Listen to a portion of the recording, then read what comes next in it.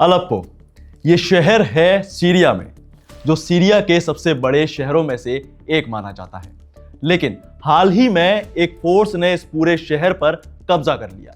पिछले कई सालों से ये फोर्स सीरिया में एक्टिव है। ये इतना बड़ा कब्जा था कि यहाँ का एयरपोर्ट भी इनके हाथ लग गया और इसके बाद शुरू हुआ रूस के समर्थन से सीरिया की सेना का हमला, जिसमें बहुत ज्यादा हवाई हमले किए गए और हालात और भी ज्यादा बिगड़ गए। अब सवाल यह आता है कि आखिर ये विद्रोही थे कौन, जिनके अचानक किए गए पूरे कब्जे से पूरी दुनिया सकते में आ गई। तो चलिए फिर बताते हैं आपको आज एक ऐसे ही विद्रोही ग्रुप की कहानी जिसके नाम से आज भी लोग सोच में पड़ जाते हैं। नमस्कार, मैं हूं आपके साथ दिव्यांश वर्मा और आप देख रहे हैं वन इंडिया हिंदी। जिस विद्रोही ग्रुप की हम बात कर रहे हैं वो नाम है हयात तहरीर अल शाम। सबसे पहले इसी को समझने की पूरी कोशिश करेंगे। देखिए, जैसा कि मैंने आपको पहले बताया कि फोर्स ने पहले ही हमला किया था और पूरे शहर पर कब्जा कर लिया। इस हमले की वजह से सीरियाई सरकार की सेना को शहर से वापस निकलना पड़ा और इस हमले की कमान इस्लामी चरमपंथी ग्रुप हयात तहरीर अल शाम के हाथों में थी।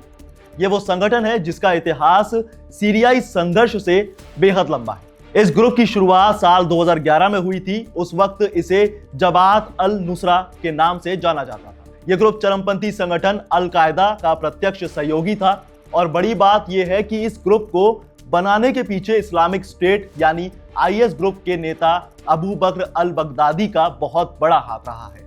इसे राष्ट्रपति बशर अल असद के खिलाफ लड़ रहे सबसे असरदार और घातक ग्रुप्स में से एक माना जाता है। हालांकि कुछ एक्सपर्ट्स के मुताबिक कहा जाता है कि इसके पीछे एक जिहादी विचारधारा है और बड़ी बात यह है कि उस वक्त फ्री सीरिया के बैनर पर मेन रेबेल अलायंस के साथ ही इसके मतभेद भी देखे गए। साल 2016 में संगठन के नेता अबू मोहम्मद अल जवलानी ने सार्वजनिक तौर पर अल कायदा से नाता तोड़ लिया। उन्होंने जमात अल नुसरा को तोड़ दिया और एक नए संगठन की नींव रखी। लेकिन वक्त बीता और बदलते वक्त के साथ कई दूसरे ग्रुप्स इसमें मिलते चले गए और इन सभी की विचारधारा एकदम अलग थी। इसके बाद ही इसका नाम पड़ा हयात तहरीर अल शाम। हाँ, लेकिन वो बात और है कि साल 2018 में अमेरिका ने इसे एक आतंकी संगठन घोषित कर दिया था। अभी तक हमने ये समझा कि ये ग्रुप है क्या।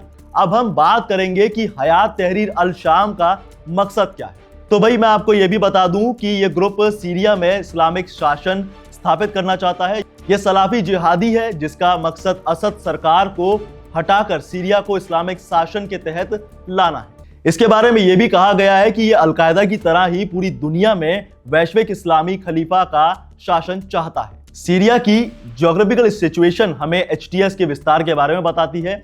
सीरिया के नॉर्थ में तुर्की है, ईस्ट में मेडिटेरेनियन सी है, दक्षिण पश्चिम सीमा लेबनान से लगती है और उसके नीचे का कुछ हिस्सा इजराइल के पास आता है। सीरिया के दक्षिण में जॉर्डन देश पड़ता है तो पूर्वी सीमा इराक से लगती है। सीरिया के शहरों की बात करें तो टर्की की तरफ यानी नॉर्थ से नीचे की ओर आने पर बीच में पहले अलेप्पो शहर पड़ता है। अलेप्पो शहर के ऊपर और पश्चिम में विद्रोहियों का कब्जा है। वहां पूर्वी इलाकों में कुर्दों का वर्चस्व है और अलेप्पो के साथ उसके दक्षिण में कई इलाकों से अल बशर असद के शासन के इलाके शुरू हो जाते हैं, जिनका दायरा बढ़ता जाता है। उत्तर पश्चिम में अलेप्पो के दक्षिण में इदलिब शहर है, जिस पर लंबे वक्त से विद्रोहियों का कब्जा रहा है।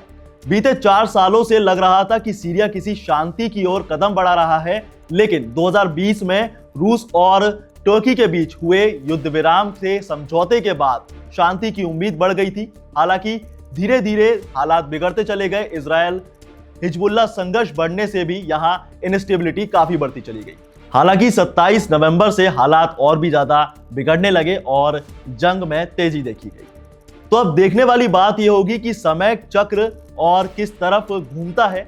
बाकी आपकी इस बारे में क्या राय है हमें कमेंट में जरूर बताएं। साथ ही वीडियो को लाइक शेयर जरूर करें और ऐसी ही इंटरनेशनल तमाम खबरों के लिए बने रहिए वन इंडिया हिंदी के साथ।